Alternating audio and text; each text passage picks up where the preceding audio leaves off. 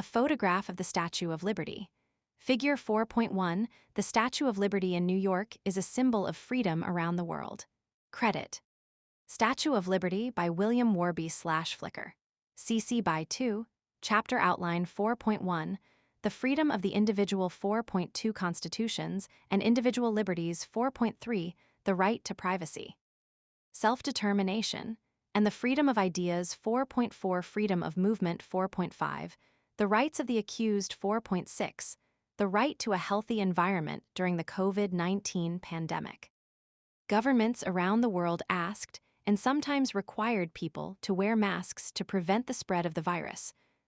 Some people agreed to comply as a part of their responsibilities to the community, while others protested, arguing that any restrictions wrongfully impinged on their individual freedoms. In the United States, individuals actively protest instances of social injustice and feel it is their individual right to express support for or criticize government officials. In Myanmar, a military dictatorship, the government violently shuts down anti-government protests 3 Freedom House, a nonprofit organization that monitors individual freedom and democracy worldwide, found that in 2021, for the 15th straight year, individual liberty and democracy declined worldwide for video anti-face mask protests take place in several cities across Europe during the COVID-19 pandemic. Demonstrators around the world protested government mask mandates in places like Berlin, Paris, and London. In each of these instances, individuals and the government assert that they are protecting freedom and acting for the common good. This chapter will examine when the individual is free to act without government interference, when the government can restrain individual expression, and how different political systems react to the exercise of individual freedoms. Learning outcomes. By the end of this section, you will be able to define community, identify the responsibilities of the individual as a member of a group, discuss the need for individual freedom in a group, analyze how different systems treat the individual, define civil liberties, civil rights, and human rights. If all people lived separately, each person would be free to act in any way they want. However, each person lives in many different communities based on their family, ethnicity, religion, and place of residence, and their actions affect other people.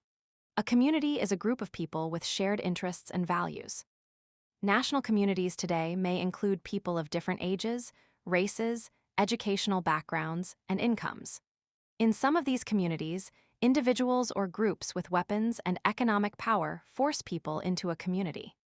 In other national communities, people enter into agreements regarding what they can do as individuals and what restrictions the government can set for the common good. How do community members voluntarily decide when the government can restrict individual action for the good of that community? An individual has community responsibilities, or duties or obligations to the community, including all things that are expected of individuals if they wish to remain members of that community. These responsibilities include cooperation, respect, and participation, or, as Chapter 1, what is politics and what is political science? Put it, civic engagement. Community responsibilities go beyond thinking and acting as individuals to sharing common beliefs about society's order and the treatment of others. Each country guarantees certain civil liberties to its people, but how governments interpret these liberties varies widely. Civil rights and civil liberties are often used interchangeably, but the terms are distinct. Civil liberties are guarantees of freedom from government interference. To determine whether a civil liberty is at stake when a limit is placed on an action, one must ask if the action being considered is a fundamental liberty, who is restricting the action, and whether the restriction is justified based on greater community needs. For example, the right to vote is not explicitly stated in the U.S. Constitution, but U.S. citizens now view it as fundamental to the U.S. style of democracy. The Constitution does prohibit denial of the right to vote on the basis of race or sex, and it states that certain people are elected to office, but nowhere does it guarantee a right to vote or say who gets to do the voting.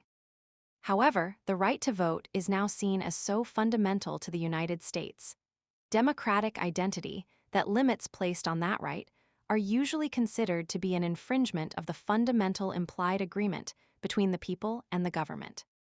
Indeed, this general point about constitutions including implied rights played a significant role in the thinking of many of the authors and ratifiers of the U.S. Constitution when formulated during the Constitutional Convention of 1787.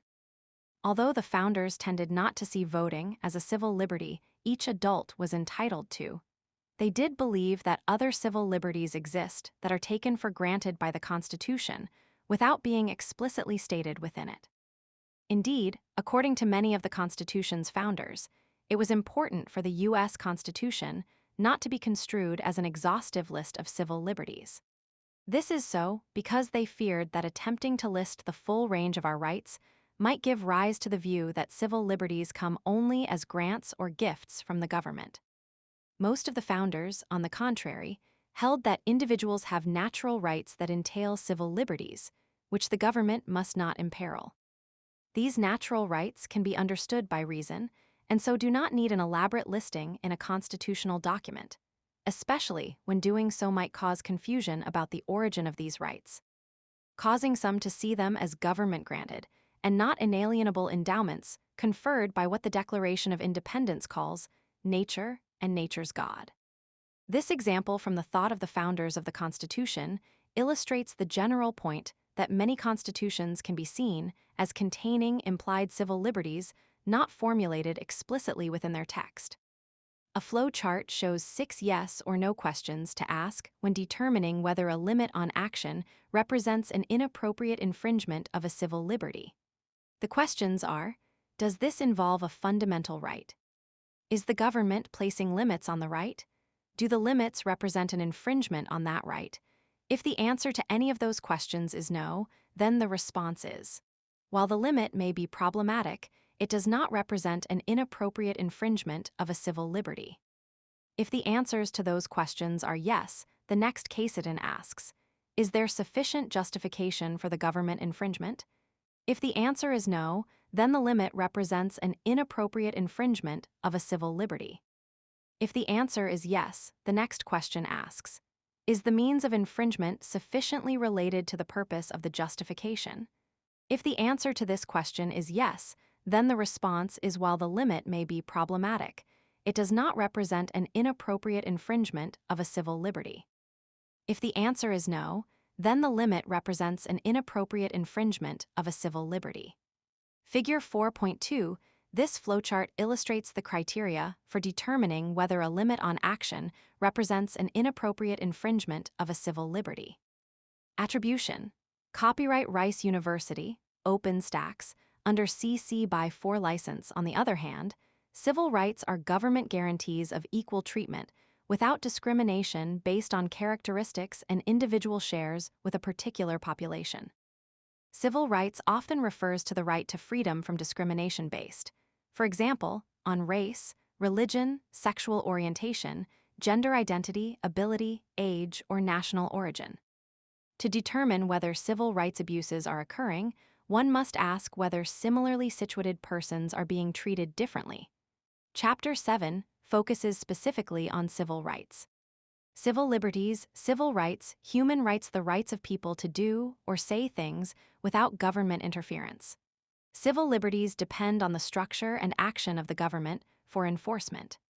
The government declares restrictions on individuals' liberties for the good of the community. Rights that the government must safeguard to prevent discrimination against individuals based on arbitrary characteristics such as sex, race, religion, or disability. The government must ensure that each person is treated equally. Civil rights depend on the structure and action of the government for enforcement. Human rights are often called inalienable rights, which can be neither given nor taken away. These rights are the basis for freedom, justice, and peace in the world. Human rights include both civil liberties and civil rights. They do not emanate from a governmental structure. However, it takes government action to recognize how they apply to people. Table 4.1 Civil Liberties, Civil Rights, and Human Rights. A comparison: both civil liberties and civil rights fall under the umbrella of human rights.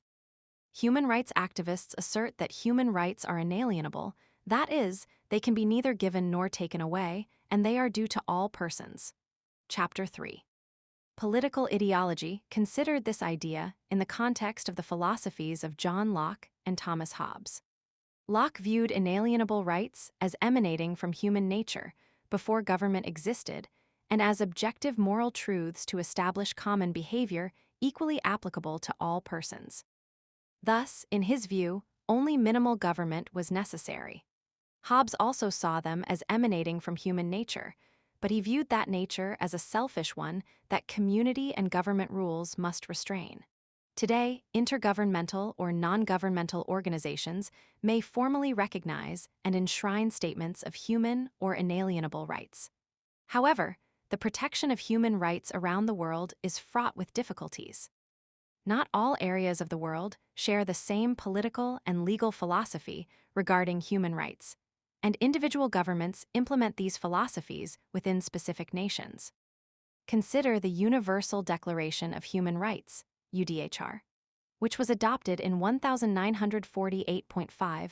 A number of Islamic countries have issues with the UDHR, arguing that it attempts to impose Western philosophies on other cultures. The members of the Organization of the Islamic Conference, now the Organization of Islamic Cooperation, adopted the Cairo Declaration on Human Rights in Islam in 1990.6. The Cairo Declaration rejects the UDHR's right to change religions, broad freedom of expression, and broad freedoms of women and marriage. 7. These differences are symbolic of the second issue with human rights. Statements of human rights are non-binding. As part of their sovereignty, governments are free to ignore or follow human rights declarations at will. For example, in 1948, South Africa practiced apartheid, racial segregation, and discrimination, and objected to statements in the UDHR supporting equality and denouncing racial segregation and discrimination. Apartheid raised issues of human rights, civil liberties, and civil rights. Discriminating against individuals because of their race is a violation of a civil right, and restrictions on freedom of movement and the freedom to choose whom to marry are violations of civil liberties. After a long struggle led by Nelson Mandela, apartheid ended in South Africa in the early 1990s, and South Africa has since come to support the UDHR 9. However, that change came from within South Africa. While some international pressure may have contributed to the shift, it was only when South Africa's government changed its national civil liberties and its stance on human rights that it agreed to the human rights declarations. Today, the South African Bill of Rights includes portions of the Universal Declaration of Human Rights. 10. The only power in the non-binding non-governmental UDHR is the weight of social and economic pressure that those who adhere to the declaration bring to bear. No government can be forced to accept the rights enumerated in the UDHR or to protect them within their territory. The world imposed economic and social sanctions on South Africa to pressure it to change its policy of apartheid. But it was not until the South African government changed its position that it abolished apartheid and accepted the UDHR 11, as this example illustrates. Human rights declarations are primarily idealistic, but they can be used to put economic or social pressure on governments to urge them to change policies. People can also use them to guide the creation of civil liberties within a particular country and to instruct governments on how to respect them. Examining the definitions of civil liberties, civil rights, and human rights reveals how each relates to the relationship between the individual and the community and how governments regulate that relationship. The United States Constitution is one example of a country's guarantees of civil liberties. The first 10 amendments to the Constitution, known collectively as the Bill of Rights, establish these guarantees. 12. The United States grants each of these rights to all persons, not just to citizens. Over time, the U.S. Constitution has been interpreted to protect more people and activities from potential government interference. Still, for the good of the community, there are limits on individual actions. It is the job of the government to enforce these limits. A mural is painted on an outdoor wall. The mural shows a mermaid holding the scales of justice, two people sitting on either side of a pair of lips, and a building surrounded by trees. Surrounding these images are the words the right to life, the right to be treated equally, freedom of speech, artistic creativity, and research, right to freedom from discrimination, and the right to conscience, religion, thought, belief, and opinion. Figure 4.3, this human rights mural in Durban, South Africa, illustrates numerous rights commonly recognized by governments around the world. Notice how it includes civil rights, equality, and civil liberties, speech, conscience. The mural illustrates how the two go hand in hand throughout society. Credit: South Africa Bill of Rights Durban Mural 06 Dec 2014 LBB 4697 by Lee Bob Black/Flickr. Public domain. Where can I engage? At the Constitution Center, you can compare the rights protected in the U.S. Constitution with rights protected in other constitutions around the world. Which rights guaranteed by the U.S. Constitution are most commonly recognized around the world? Which are exclusive to the United States and just a couple of other countries? At the World Policy Center, you can review the rights that other countries often guarantee that the U.S. Constitution does not. First Amendment prohibits restrictions on the free exercise of religion, prohibits the government from taking any action respecting an establishment of religion or infringing on free speech, guarantees the right to assemble and to petition the government for a redress of grievances. Second Amendment guarantees the right to keep and bear arms in order to maintain a well-regulated militia. Third Amendment guarantees that no person shall be forced to house soldiers. Fourth Amendment guarantees security from unreasonable search and seizure. Fifth Amendment guarantees due process before deprivation of life. Liberty or property. The right to indictment by a grand jury for capital crimes, and the right to avoid self-incrimination. Sixth Amendment guarantees the rights of the accused to counsel and a speedy trial by an impartial jury, to be informed of the charges against them, and to confront witnesses. Seventh Amendment guarantees the right to a jury trial in civil cases. Eighth Amendment guarantees freedom from excessive bail, excessive fines, and cruel and unusual punishment. Ninth Amendment declares that people retain rights not enumerated in the Constitution. 10th Amendment declares that states retain all rights that have not been delegated to the federal government or the people, and have not been prohibited to the states by the Constitution. Table 4.2 Rights and liberties guaranteed in the Bill of Rights of the United States Constitution. Learning outcomes differentiate between negative rights and positive rights constitutions. Define constitutionalism. Analyze how different constitutional systems treat the individual. Define due process.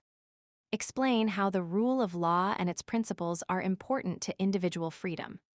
As discussed in Chapter 2, political behavior is human behavior. Most countries have a formal constitution, a framework, blueprint, or foundation for the operation of a government. The Constitution need not be in writing, in one document, or even labeled a constitution. Britain, New Zealand, and Israel do not have codified constitutions, but instead use uncollected writings that establish the form of government and set out the principles of Liberty 14 in many countries, a series of documents, usually called the Basic Laws, codifies the government structure and individual rights. 15 if a country lacks a single document labeled a constitution. How does one know that certain writings serve as the country's constitution? A constitution describes the underlying principles of the people and government, the structure of the branches of government, and their duties.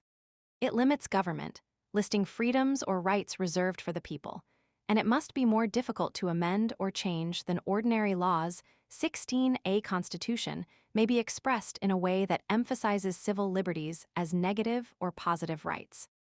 When political scientists say a constitution specifies negative rights, this means that it is written to emphasize limitations on government.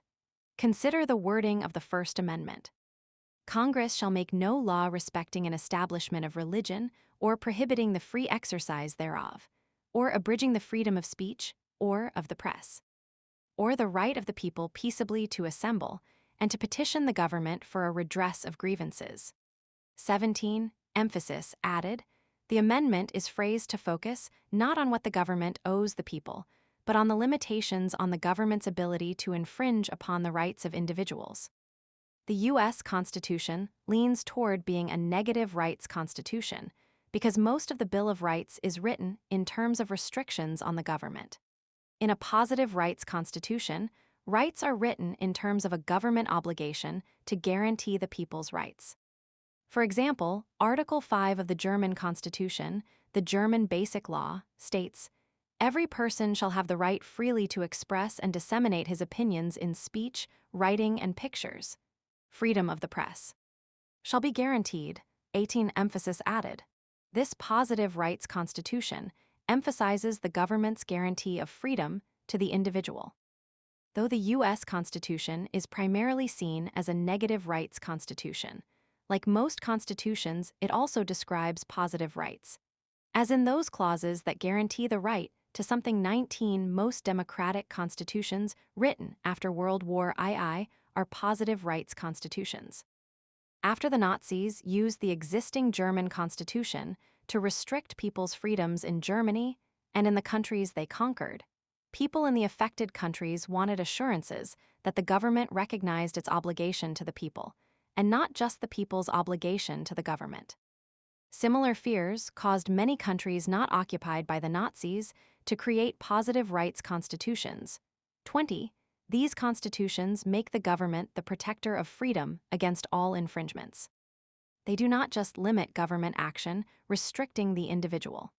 Video Positive versus Negative Rights. In this short clip, the Center for Civic Education distinguishes between positive and negative rights.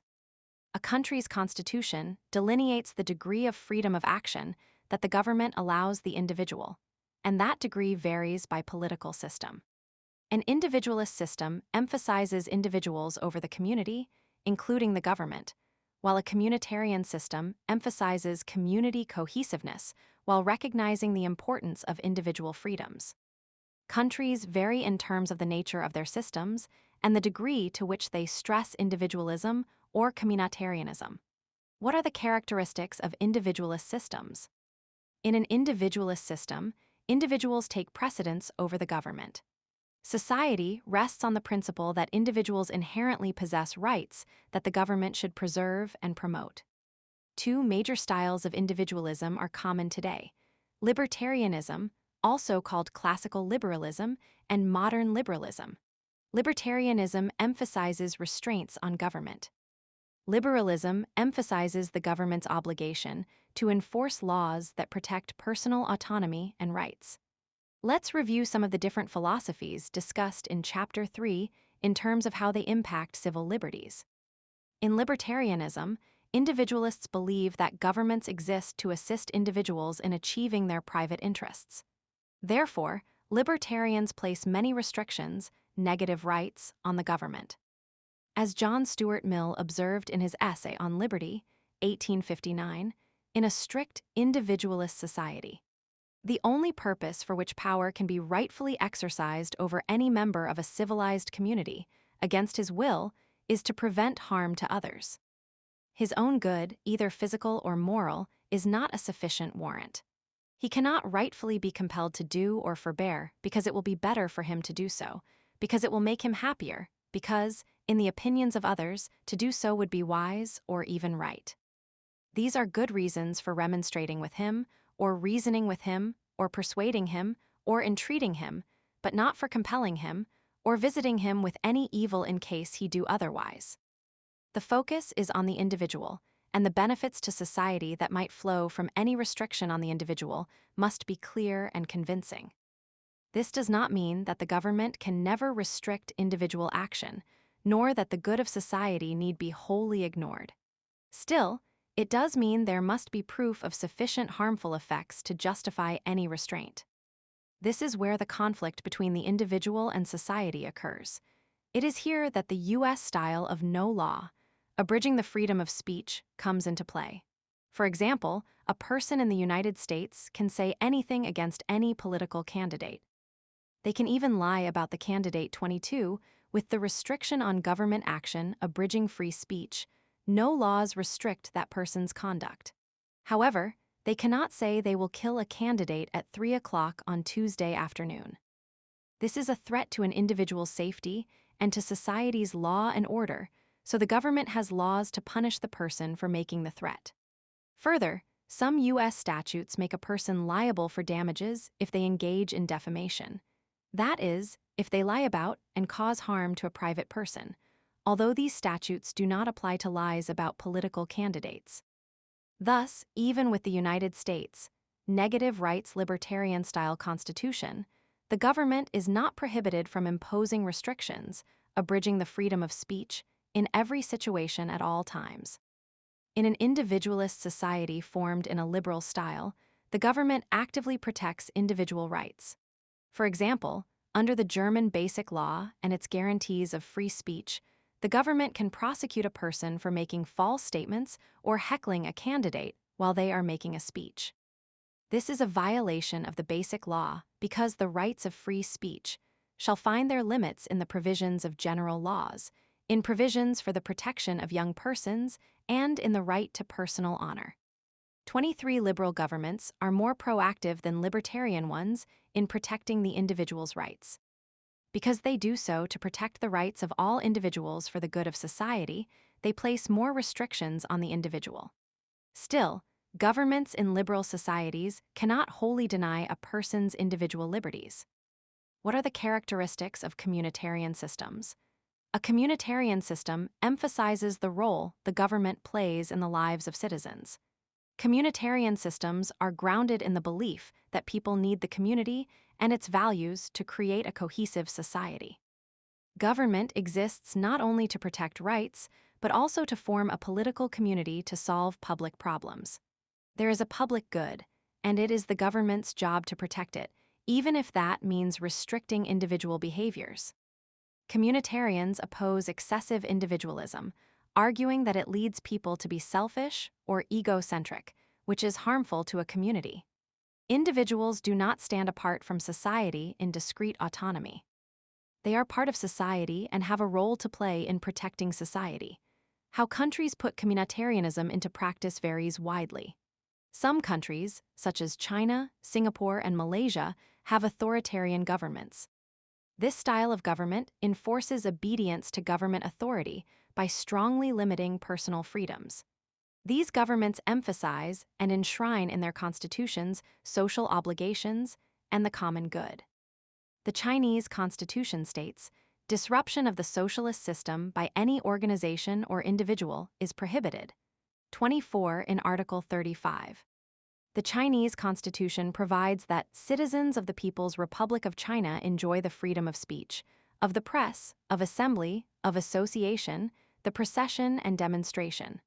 However, comparing these two clauses with actual practices in the People's Republic of China shows that the government's emphasis is not on protecting individual freedom and autonomy, but on protecting the government's view of a cohesive society. 26A person, dressed in an olive green poncho and an olive green military hat, stands in front of a row of 5 large military vehicles. Figure 4.4, a display of Russian military, might serve as a reminder of the nation's authoritarian past. Credit. Guarding by Tinu Bao/Flickr. CC by 2, responsive communitarianism contrasts with the authoritarian style of communitarianism and the perceived selfishness of libertarianism. It seeks to blend the common good and individual autonomy while not allowing either to take precedence over the other. The individual is within society, the community, so the community constructs part of the individual identity. In responsive communitarianism, individual rights are balanced with societal norms of the good, and society or the government restrains the individual when individual action challenges an accepted norm. For example, the majority of people living in the United States today oppose slavery and racial injustice. However, had those people been born in the 18th century, many would have supported such concepts. Every community has standards that it declares essential to the common good, the common ground on which the community is formed. In circumstances where the common good takes precedence over the individual, conflict can ensue, and the society, including the government, must decide how to resolve the dispute. The COVID-19 pandemic, mentioned at the beginning of this chapter, resulted in severe illness and mass deaths around the world. Many viewed government actions, restricting individuals during the pandemic as justified, because the challenge the disease posed to society was severe enough to warrant temporarily suspending certain freedoms. People accepted or rejected these government restrictions depending on the degree to which they accepted scientific explanations and on their views of individualism and communitarianism. Scientists explained how the disease spread, and government leaders urged compliance. In many areas of the world, the government instituted restrictions on movement, required that people wear face masks, and punished persons who violated these edicts. Some individuals claimed that their rights were being violated. Some argued that masks do not make a significant difference in transmission of the virus and are unnecessary in most situations. Significant scientific evidence refutes this claim, but such individuals refuse to accept it. They also argued that it is their inalienable right to decide whether or not to risk becoming sick or dying. Prioritizing that right over the risk they might pose to others. 27, when initial illness rates started to decline and vaccinations became available. The argument shifted to when and how to open up the social sphere, and whether to require that people be vaccinated to enter certain places or to participate in certain activities. 28. These responses to the pandemic are a perfect example of the conflicts inherent in everyday situations that require a balance between individual civil liberties and the government's obligation to act for the common good. Whether and to what degree a system is individualistic or communitarian does not determine if the system is a constitutional government. Simply having a document labeled a constitution does not give a country a constitutional government. To be considered a constitutional government, a country must practice constitutionalism. What is constitutionalism? The three main elements of constitutionalism are adherence to the rule of law, limited government, and guarantees of individual rights. The rule of law has four principles: accountability. Government and private actors are accountable under the law, and no one is above the law. Just laws. The laws are clear, publicized, stable, and applied evenly. They protect fundamental rights, including protecting persons and property and certain core human rights. Open government. The processes by which the laws are enacted, administered, and enforced are accessible, fair, and efficient. Accessible and impartial dispute resolution. Justice is delivered in a timely manner by competent, ethical, and independent representatives, and neutral decision-makers are accessible, have adequate resources, and reflect the communities they serve. Constitutionalism balances limited government with the fundamental worth of each individual. The government is limited because people have some right to make their own life decisions. The fundamental worth of each individual means that people have some right to self-determination, as shown in a Bill of Rights in a constitution.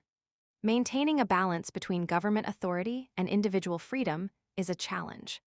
A flowchart illustrates that the rule of law has to maintain a balance between limited government authority and individual rights. Figure 4.5 in constitutional governments, the rule of law limits government and protects individual rights. Attribution. Copyright Rice University, OpenStax, under CC by 4 license. Utilizing due process is part of the rule of law and constitutionalism, so it is more robustly defended in countries that practice constitutionalism than it is in those with constitutions that do not adhere to all the elements of constitutionalism. Due process is a legal requirement that the government respect the rights of the people, and it is a demonstration of the rule of law and the balancing of government power with individual rights. In the U.S. Constitution, the Due Process Clause provides that no one shall be deprived of life, liberty, or property without due process of law. This clause applies to all persons, not just citizens of the United States. There are two aspects of due process: procedural due process and substantive due process. Procedural due process concerns the written guidelines for how the government interacts with individuals, while substantive due process concerns the individual's right to be treated fairly when interacting with the government. A violation of due process offends the rule of law because it puts individuals or groups above the law or treats individuals or groups without equality. Video due process of law in this video clip Randy E. Barnett, professor of constitutional law at the Georgetown University Law Center, looks at the overarching concept of due process through the lens of U.S. government and its British origins. When one thinks of the due process of law as government fairness to all persons, civil rights and civil liberties become intertwined. In the landmark same-sex marriage case, Obergefell v. Hodges, the United States Supreme Court held that the Due Process Clause of the 14th Amendment guarantees that the government will defend as a fundamental liberty the right to choose whom one will marry. The court also held that to deny that liberty would violate the Equal Protection Clause of the 14th Amendment, because doing so would amount to unequal treatment of same-sex and opposite-sex couples, thus denying a same-sex couple equal protection of the law and amounting to a violation of the couple's civil rights. 30 Thus, same-sex marriage is both a civil liberty and a civil rights issue. The right to marry is a civil liberty because it is a freedom from government interference in one's choice of a life partner. Same-sex marriage is a civil rights issue because to deny same-sex couples the right to marry is to subject them to unequal treatment. The case of same-sex marriage shows how both civil rights, equality, and civil liberties, freedom from government interference, are a part of the fair government treatment of individuals. Learning outcomes by the end of this section, you will be able to outline the components of the rights to privacy, self-determination, and freedom of expression that are deemed essential according to human rights norms. Analyze how different government systems around the world treat the rights to privacy, self-determination, and freedom of expression. Describe the paradox of tolerance. While most constitutions around the world guarantee due process, how the high courts of each state interpret the standard of due process differs considerably from state to state. 30. Most due process clauses provide that no one shall be deprived of life, liberty, or property without due process of law. One often thinks of liberty as freedom from incarceration, but it means much more than that. To have liberty is to have personal autonomy, and to have personal autonomy, one must have the right to make personal decisions. Thus, the most fundamental aspect of civil liberty is privacy, and in most constitutions, liberty includes the right to privacy. The right to privacy, Merriam-Webster's Dictionary of Law, defines the right to privacy as the right of a person to be free from intrusion into or publicity concerning matters of a personal nature. Another way to define the right to privacy is the right to be left alone. In a liberal democratic system, privacy is a space separate from public life, allowing individual personal autonomy. Privacy is the ability to think, speak, and behave without being monitored or surveilled by another person or the government. Are you permitted to decide whether to have children and how many, to choose whom you marry? Decisions concerning what to wear, what to study in school, what career to pursue, and what religious beliefs to instill in one's children are all privacy issues. They are all personal decisions or decisions about which there is debate on whether governments can restrict or require certain conduct. In their influential article, The Right to Privacy, Attorney Samuel Warren and U.S. Supreme Court Justice Louis Brandeis define privacy as the right of the individual to be let alone. The right to privacy has been used to assert that liberty exists in a wide range of civil liberties cases in the United States. In Pierce v. Society of Sisters, the Supreme Court found that the 14th Amendment prevents the state from interfering with parents' choices regarding their child's education. 35 In Griswold v. Connecticut, Roe v. Wade, and Lawrence v. Texas, the court struck down several laws criminalizing sexual and reproductive decisions between consenting adults in private activities, citing a right to privacy. 36 In Lawrence, Justice Anthony Kennedy wrote, "The petitioners are entitled to respect for their private lives. The state cannot demean their existence or control their destiny by making their private sexual conduct a crime. Their right to liberty under the Due Process Clause gives them the full right to engage in their conduct without intervention of the government." 37 Video Griswold v. Connecticut.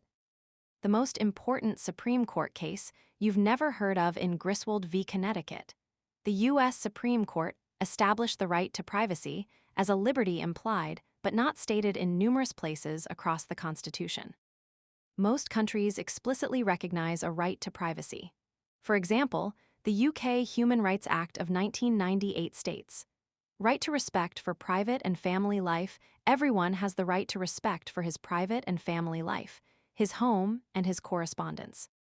There shall be no interference by a public authority with the exercise of this right, except such as is in accordance with the law, and is necessary in a democratic society in the interests of national security, public safety, or the economic well-being of the country, for the prevention of disorder or crime, for the protection of health or morals, or for the protection of the rights and freedoms of others." 38. The U.S. Constitution does not explicitly mention a right to privacy. But the right to privacy is an essential idea behind several of the rights. It specifies 39. The U.S. Supreme Court has recognized the right to privacy as a fundamental right. 40. As Justice Brandeis wrote in the wiretapping case of Olmstead v. United States, 1928, "The right to be let alone is the most comprehensive of rights, and the right most valued by civilized men." 41. The First, Third, Fourth, Fifth, Ninth, and 14th Amendments do explicitly state, in what are referred to as enumerated rights, instances for which the U.S. Supreme Court has affirmed that a right to privacy exists. First Amendment prohibits restrictions on free speech, peaceful assembly, association, and the free exercise of religion. Third Amendment prohibits the government from requiring individuals to house or feed soldiers in peacetime. Fourth Amendment prohibits the government from unreasonably searching or seizing an individual or their property. Requires the government to appear in court and show probable cause before receiving a court order or a warrant to search or seize an individual or their property. Fifth Amendment guarantees the right to remain silent in a police interrogation. Ninth Amendment states that rights not explicitly outlined in the Constitution may still exist with the people. 14th Amendment prohibits the government from denying equal protection of the laws to all persons. Table 4.3 guarantees of the right to privacy embedded in the U.S. Constitution. Implicit in the First Amendment protections of free speech, peaceful assembly, association, and free exercise of religion is the right to participate or not participate as an individual decides. 43. And the Ninth Amendment states that rights not explicitly outlined in the Constitution may still exist. Like many national constitutions, the Universal Declaration of Human Rights includes an express right to privacy. Article 12 of the Declaration states, "No one shall be subjected to arbitrary interference with his privacy, family, home, or correspondence, nor to attacks upon his honor and reputation. Everyone has the right to the protection of the law against such interference or attacks." 44. Even though member countries have endorsed the UDHR, how each government enacts the right to privacy it contains varies greatly. The UN has appointed a special rapporteur, a person appointed by an organization to report on its meetings, to monitor and report annually on how countries comply with the UN Declaration of a Right to Privacy expressed in the UDHR, especially as it relates to digital surveillance. 45. When viewed as a civil liberty, the right to privacy erects a barrier between individuals and an overly intrusive government. But when is government intrusion permitted? When does the government restrict individual privacy rights? Restrictions on the right of privacy or personal autonomy vary widely by country. In the United States, same-sex relations are considered private and protected by the U.S. Constitution. In most of Africa, LGBTQ+ relations or orientation are illegal and considered a detriment to the welfare of the community. 46A map of Africa shows the different laws concerning same-sex activities in different African countries. Most countries fall into the following categories: no recognition of same-sex couples, unenforced prison penalties, arrest, detention, or prison, or unapplied death penalty. In a few countries in Africa, same-sex marriage is legal, or another type of partnership or unregistered cohabitation is recognized. Only one country applies the death penalty for same-sex relations. Figure 4.6. In most of Africa, same-sex relationships are considered a detriment to the community, and that detriment to the community is deemed to outweigh the importance of protecting the individual right to privacy. Credit. Laws regarding same-sex sexuality in Africa by Haha 169/Wikimedia Commons. Public domain personal privacy boundaries often change as society's views of personal liberty change. Under a democratic government, it is a society that interprets what is acceptable and if there is a compelling reason for government restrictions on personal decisions. For example, until 1967, many states had laws that declared interracial marriage a crime. In Loving v. Virginia, the U.S. Supreme Court interpreted that due process and a right to privacy require that the choice of whom to love and marry be a personal. Private 147. It was not until 2015 that this same right was interpreted to include same-sex marriage 48 as society's interpretation of what is personal and individual, and what is necessary for the good of the community changes. The interpretation of the right to privacy changes. Authoritarian governments force the people to acquiesce to the government's interpretation of personal private conduct. Where can I engage? Civil liberties around the world. You can use one of the following online resources to compare which liberties different countries recognize. Can you spot any trends? How do different countries interpret similar types of liberties in different ways? Explore civil liberties around the world at the National Constitution Center. Compare statistical data about human rights at Our World in Data. Read up-to-date reports on the state of human rights at Human Rights Watch. Track trends in freedom using the Cato Institute's yearly Human Freedom Index. Monitor levels of freedom according to the Human Rights and Rule of Law Index at the Global Economicom. The degree to which governments recognize the right to make personal, private decisions varies widely around the world. In China, the government restricts the number of children couples may have 49 in some countries.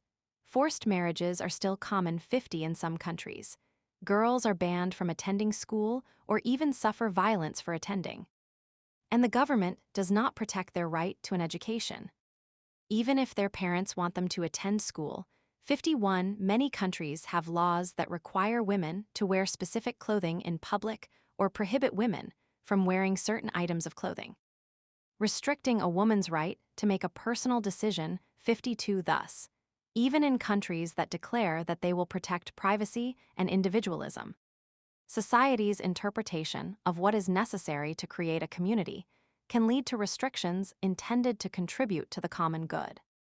What about privacy in areas where security issues arise?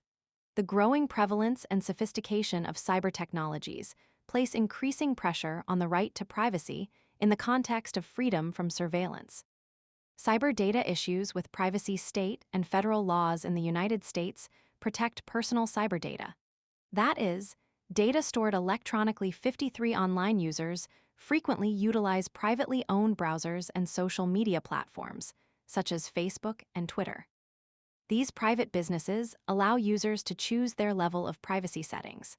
However, in response to increasing issues with the amount of scrutiny that private businesses provide, the federal government has implemented several laws to regulate private companies' storage of personal data. The Children's Online Privacy Protection Act of 1998, COPPA, for example, permits parents to control what information websites collect about their children. 54 European countries have even more robust data privacy laws regarding information about children. 55. Video: The History of Internet Tracking and the Battle for Privacy. Internet tracking may have innocent beginnings, but it has become the subject of major political debate. Another privacy issue is the government's ability to access an individual's cyber information. U.S. government agencies' arguments that they need access to this information in the name of safety and national security have long come up against the U.S. Constitution's guarantees of the right to privacy. The government asserts that, for the good of the community, it needs access to certain information. 56 individuals argue that their right to privacy of digital personal data is the same as their right to privacy in the form of houses, papers, and effects, explicitly protected under the Fourth Amendment. Thus, the government must show probable cause and obtain a warrant from a judge to look at that digital information. Individuals contend that they have the right to confront the government and argue the issue in open court. 57 U.S. government intelligence agencies say that protecting the privacy of this personal information compromises safety and national security. 58 and that any intelligence review of a person's digital data must be secret to avoid tipping off the individual under investigation. This debate is ongoing in the United States and around the world. Countries whose constitutions include a right to privacy differ in how broadly they interpret that right when it comes to data privacy. The European Union has enacted extensive data protection laws applicable to all member countries. 59 The EU General Data Protection Regulation, GDPR, provides that data about citizens may only be gathered or processed in specific instances. These rules apply to private businesses and government agencies. The restrictions on collecting information are strictly interpreted, providing comprehensive protection to the individual. The UN Conference on Trade and Development, UNCTAD, actively monitors data privacy issues and laws within its member countries. It has noted that the collection, use, and sharing of personal information to third parties without notice or consent of consumers has become a significant concern.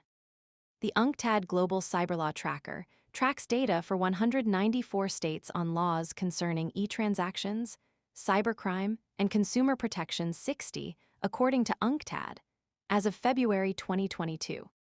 137 out of 194 countries had put in place legislation to secure the protection of data and privacy. 61, even though the Chinese constitution includes the right to privacy. The Chinese government has found many reasons to interpret the right narrowly. Article 40 of the Constitution of the People's Republic of China provides for both the freedom and privacy of communication. Freedom and privacy of correspondence of citizens of the People's Republic of China are protected by law. No organization or individual may, on any ground, infringe upon citizens' freedom and privacy of correspondence, except in cases where, to meet the needs of state security or of criminal investigation, public security or procuratorial organs are permitted to censor correspondence in accordance with the procedures prescribed by law. 62, however, in China, persons are subject to surveillance in almost all public places, and all cyber communications are monitored. China uses mass surveillance to eradicate ideological viruses, which they identify as the religious and cultural beliefs of certain ethnic groups. Thus, while the Chinese constitution contains a right to privacy, the government broadly interprets the exception for safety and security. In practice, the right to privacy in China is almost non-existent. 63 Video China, the world's biggest camera surveillance network. China's massive surveillance network uses facial recognition and can track any individual's movements within China. As the amount of information stored digitally increases, so do the threats of that material being stolen or used by businesses as marketing information without people's consent. At the same time, governments increasingly seek to regulate access to information that they deem unacceptable or that may pose a threat to their residents' safety. This is a developing area of tension between individual privacy and government protection or regulation of the community. Freedom of expression of ideas, another area of ongoing tension between individuals and the government, is the freedom of expression of ideas.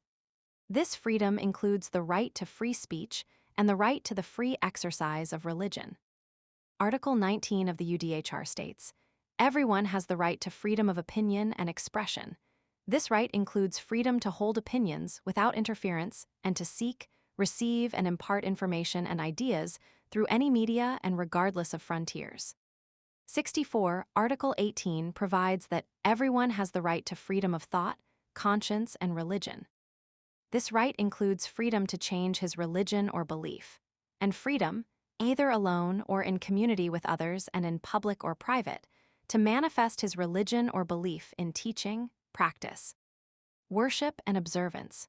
65. The UDHR is not itself legally binding. but the principles it sets out were implemented among UN member countries through the International Covenant on Civil and Political Rights, ICCPR, and the International Covenant on Economic, Social, and Cultural Rights, ICSCR, both of which were adopted by the UN General Assembly in 1966. Member countries agree to be monitored on their activities under the provisions of the covenants, which echo much of the language of the UDHR, although some provisions are new.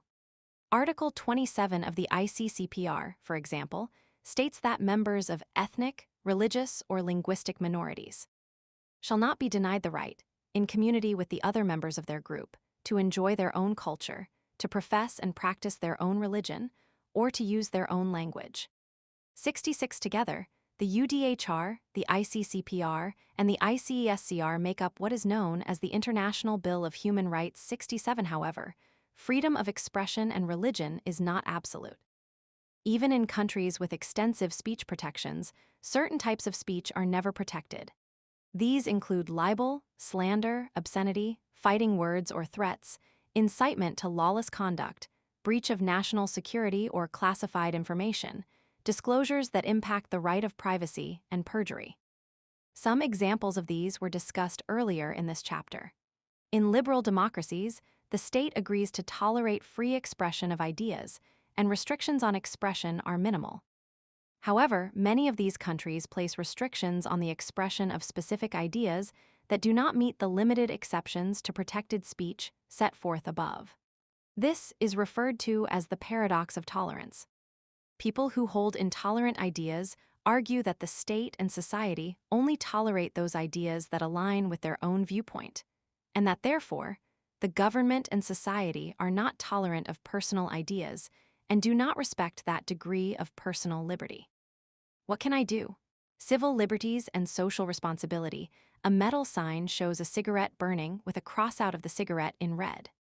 Underneath the image are the words, "No smoking," and "It is against the law to smoke in these premises."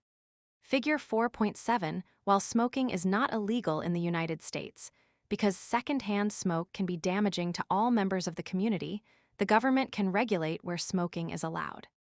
Credit, No Smoking Sign by Jonathan Rolland/Flickr, CC by 2.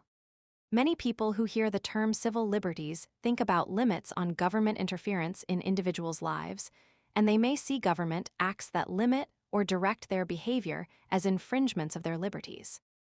In these instances, it is important to remember that people live in diverse communities made up of many individuals who may have different perspectives, traditions, beliefs, and needs.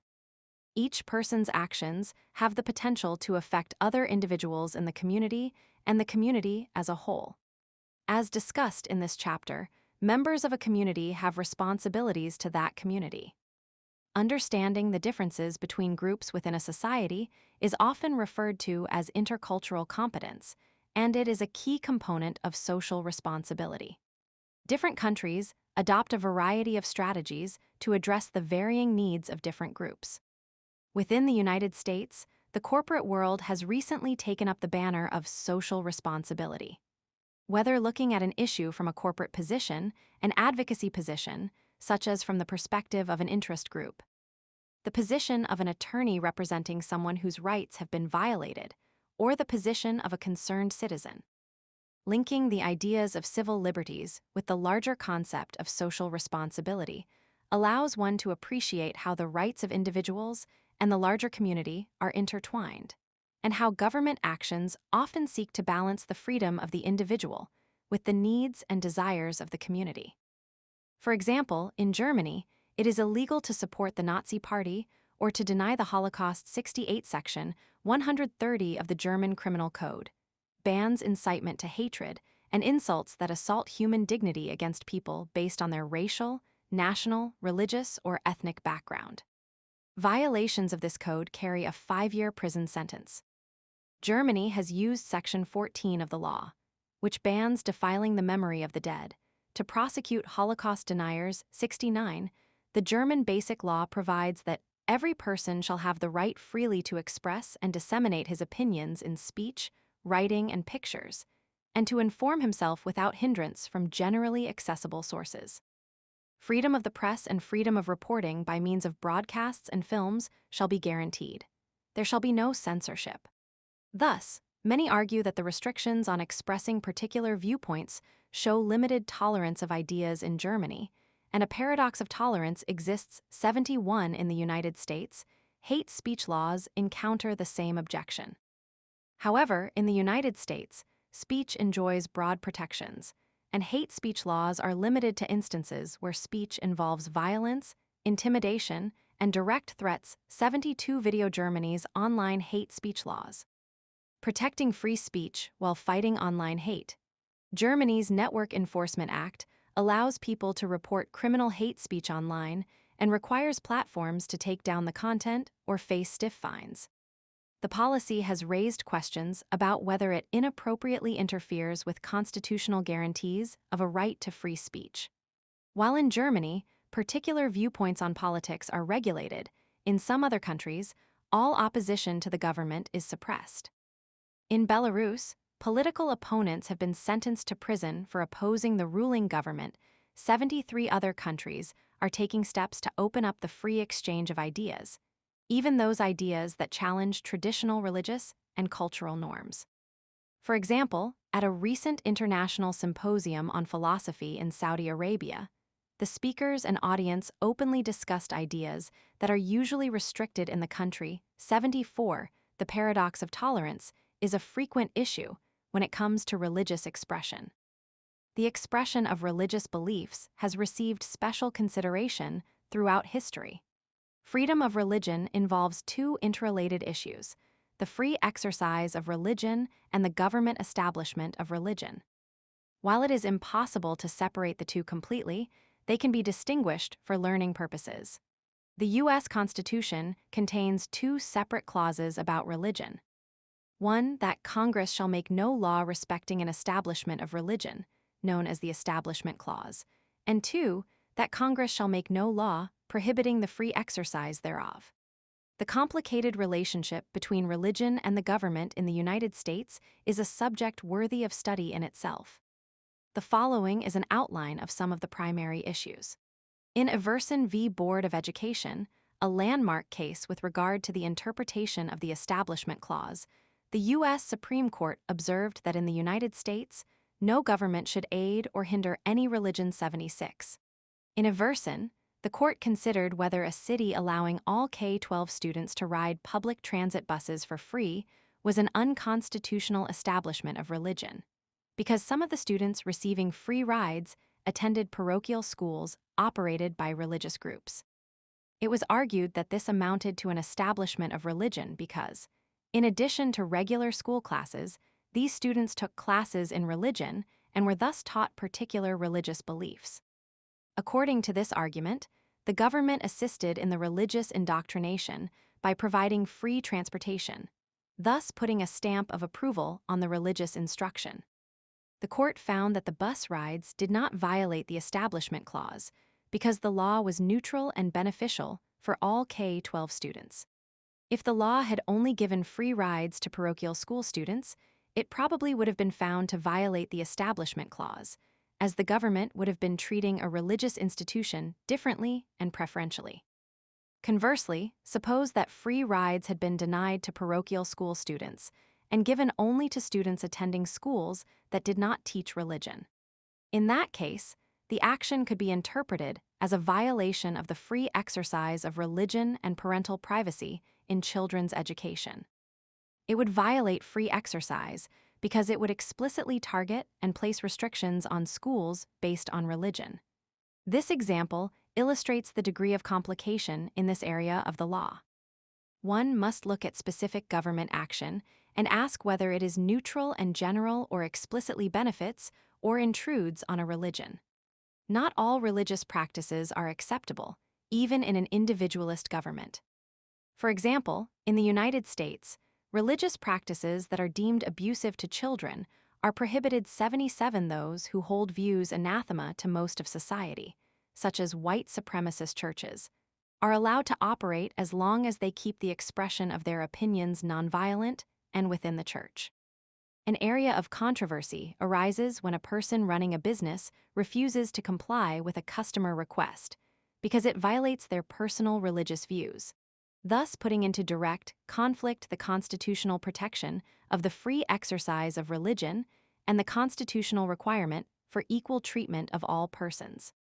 The U.S. Civil Rights Act of 1964 prohibits any business that is open to the public from engaging in discrimination on the basis of race, sex, or religion. When the Civil Rights Act went into effect, some for-profit businesses argued that it violated their personal and religious principles of white supremacy by prohibiting them from barring minorities from their business or refusing to hire employees based on their race. In the early years after the act was passed, courts across the United States upheld the act against the religious arguments for white supremacy. They found a more significant community good in supporting non-discrimination than in this view of the free exercise of religion. Today, controversies continue, with some business owners complaining that serving LGBTQ+ customers violates their religious beliefs and that to require them to serve LGBTQ+ customers would violate their right to free exercise of religion.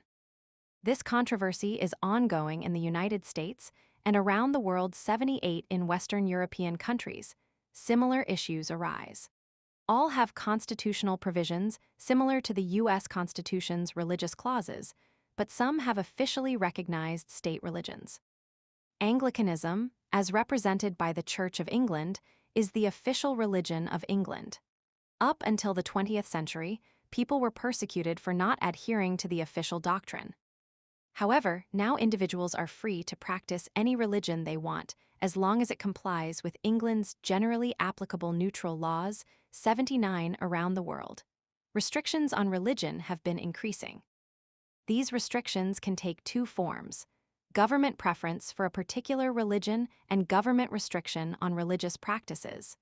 Many Islamic majority countries limit freedom of religion and require residents to adhere to an established religion. A Pew Research study noted, government restrictions have risen in several different ways. Laws and policies restricting religious freedom, such as requiring that religious groups register in order to operate, and government favoritism of religious groups. Through funding for religious education, property, and clergy, for example, have consistently been the most prevalent types of restrictions globally and in each of the 5 regions tracked in the study: Americas, Asia-Pacific, Europe, Middle East, North Africa, and Sub-Saharan Africa. Both types of restrictions have been rising. The global average score in each of these categories increased more than 20% between 2007 and 2017. 80. Emphasis in original video: Iran's dilemma. Should women wear a hijab or not? Women in Iran who appear in public without wearing an Islamic hijab can be imprisoned or fined. In recent years, some Iranians have pushed back against this policy. The growing tendency toward government restrictions on religion may be in opposing directions.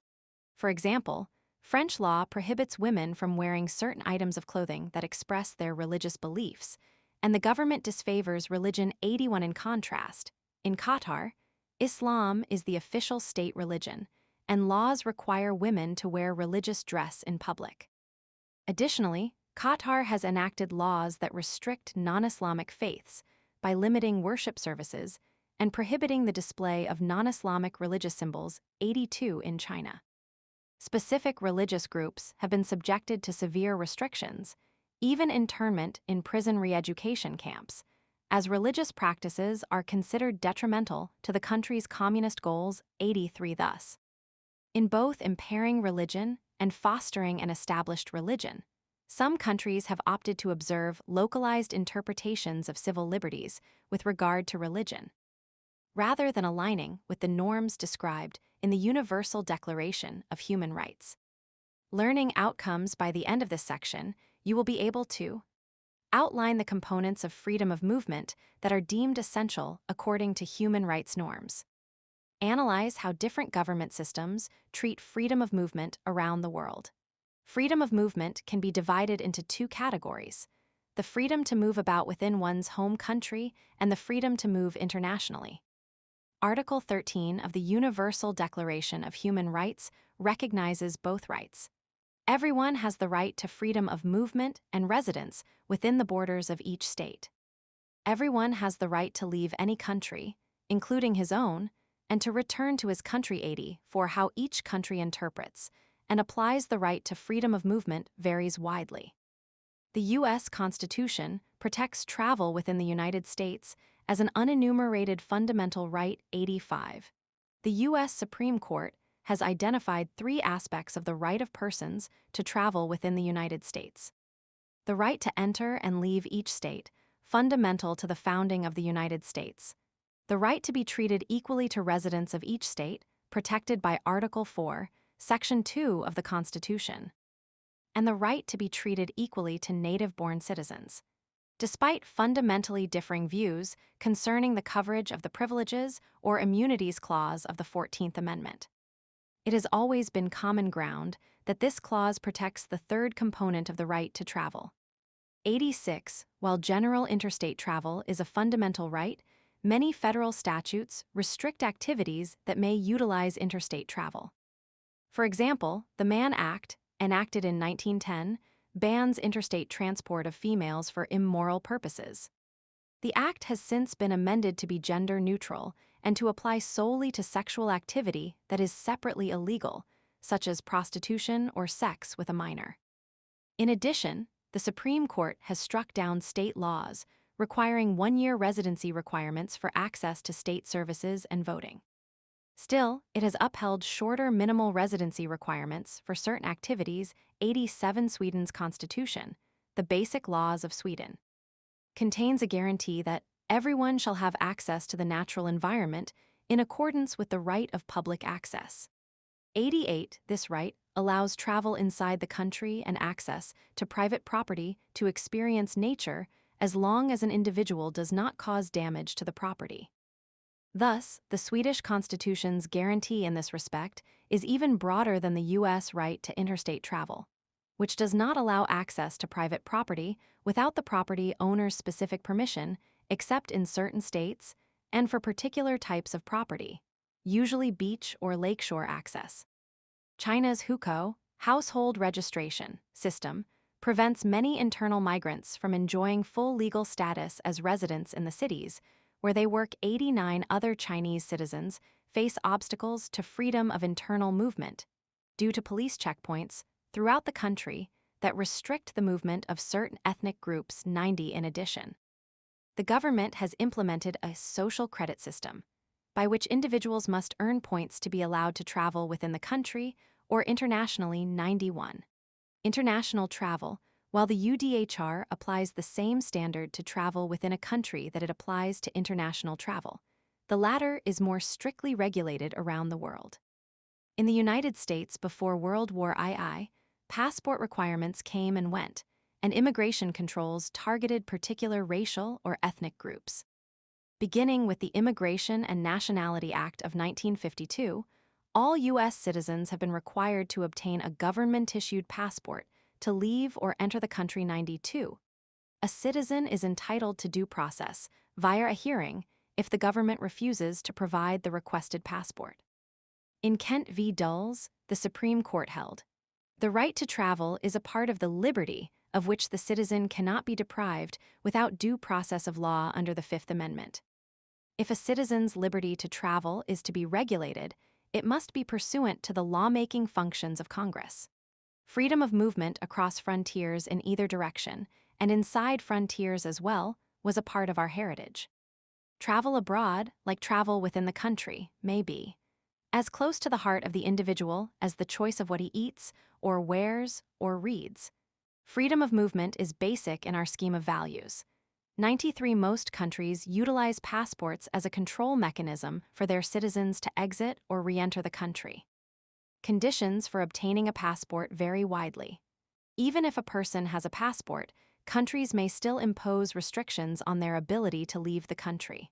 For example, it is common for a person under criminal investigation to not be allowed to leave the country. If a person is on a terrorist watch list, they will not be allowed to leave the country. In some countries, specific groups of people may not be allowed to leave the country due to disfavor by the government.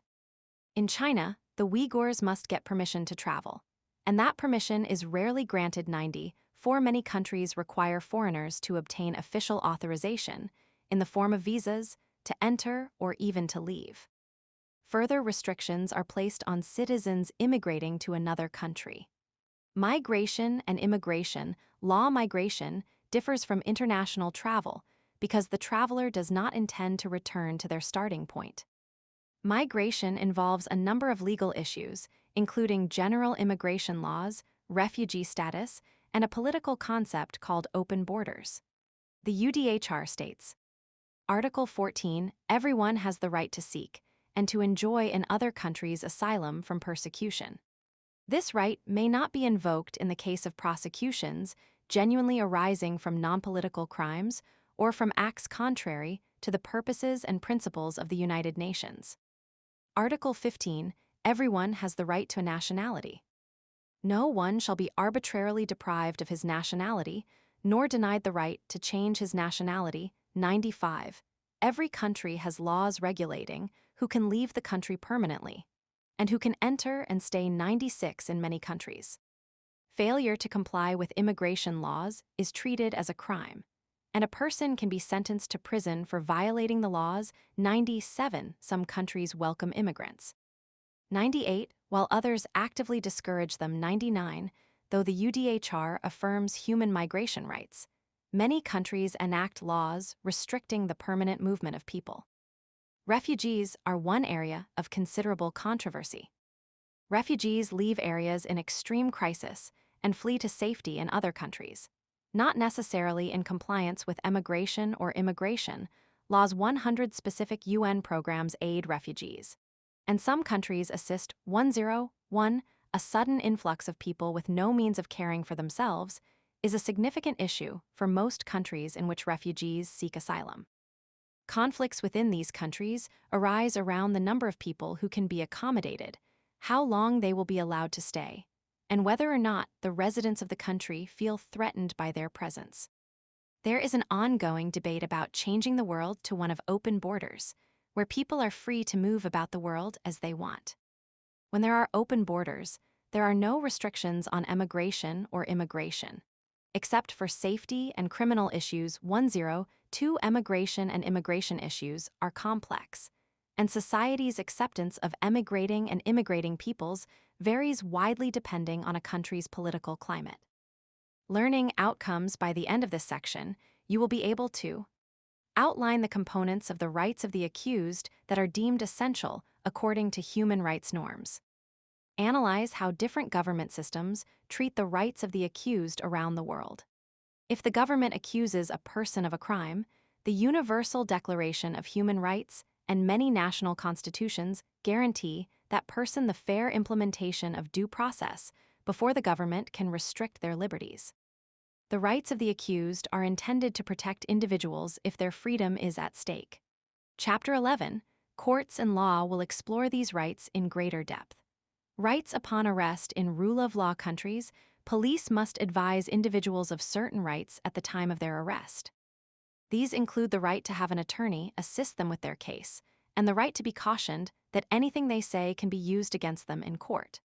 A 2016 report by the Law Library of Congress found that 108 countries require these warnings. 103, and the European Convention on Human Rights and the UDHR both contain similar provisions.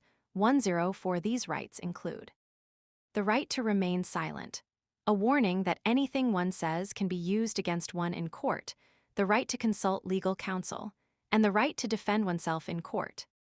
Search and seizure. Another way rule of law systems defend the rights of individuals is through protection against unreasonable searches and seizures. This means that law enforcement may perform reasonable searches and seizures, and much of the litigation in this area deals with the reasonableness of the search and seizure. The UN has created recommendations for best policing practices for all countries, including limiting the police's right to search individuals, their homes, or their belongings to this standard. However, many countries do not adhere to these limitations, In those countries, the police can search an individual's home or belongings or interrogate them at any time. Podcast Right to Privacy, MAPV. Ohio in this Civic's 101 podcast, Vince Warren, Executive Director for the Center for Constitutional Rights, and Boston University School of Law professor Tracy McClinn discussed the U.S. Supreme Court's decision in Mapp v. Ohio, 1961, which decided that the Fourth Amendment to the U.S. Constitution prohibits the government from using any illegally obtained evidence against someone in a court of law. Writ of habeas corpus and the right to appear before the court in all rule of law countries.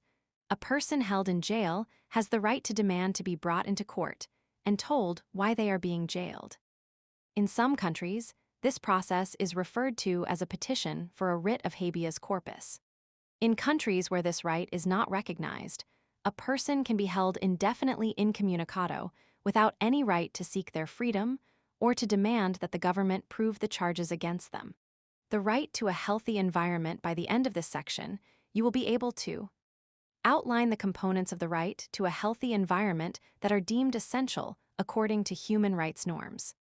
Analyze how different government systems treat the right to a healthy environment around the world.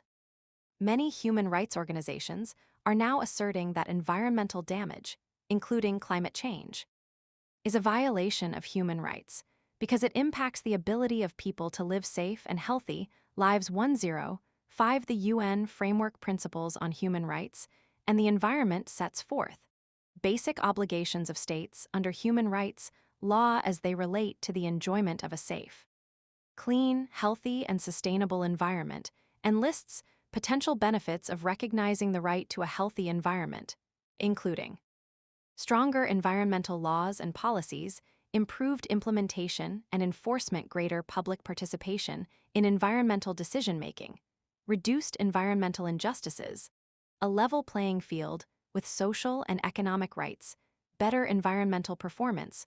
106 More than 100 countries have added the right to a healthy environment to their national constitutions. 107 In the United States, pending lawsuits assert that failure to follow good environmental practices is causing damages to individuals. Juliana v. United States is one such landmark suit. This suit, brought by a group of children, alleges that the U.S. government's failure to address environmental and climate change issues is damaging their future lives, and that the government can be held accountable for damages. The case is being closely watched worldwide. 108 Video Juliana v. United States. The climate lawsuit. The plaintiffs in Juliana v. United States have presented such compelling evidence of the damaging effects of climate change and of the United States government's decades-long knowledge of the threats of climate change that they have forced those who once dismissed the suit as frivolous to take it seriously. Still, how the case will unfold remains unclear. As climate change becomes an increasingly urgent issue, the implications for human rights will be a growing area of political and legal debate. The UN is actively addressing the problem and has issued guidance on the protection of climate change refugees, although the UN High Commissioner for Refugees, UNHCR, does not endorse the term climate refugee and notes that it is more accurate to refer to persons displaced in the context of disasters and climate change. The UNHCR further states, the impacts of climate change are numerous and may both trigger displacement and worsen living conditions or hamper return for those who have already been displaced. Limited natural resources, such as drinking water, are becoming even scarcer in many parts of the world that host refugees. Crops and livestock struggle to survive where conditions become too hot and dry or too cold and wet, threatening livelihoods. In such conditions, climate change can act as a threat multiplier, exacerbating existing tensions and adding to the potential for conflicts. Hazards resulting from the increasing intensity and frequency of extreme weather events, such as abnormally heavy rainfall, prolonged droughts, desertification, environmental degradation, or sea level rise and cyclones, are already causing an average of more than 20 million people to leave their homes and move to other areas in their countries each year. 109 climate change and disasters have forced some people to cross borders. And these people may need international protection in some circumstances. UN member countries send aid through UN organizations and may even send personnel to act under UN administration. Refugee and human rights laws, therefore, have an essential role to play in this area. 110 climate change is a growing concern, and countries will increasingly have to address the issue of whether to recognize the right to a healthy environment.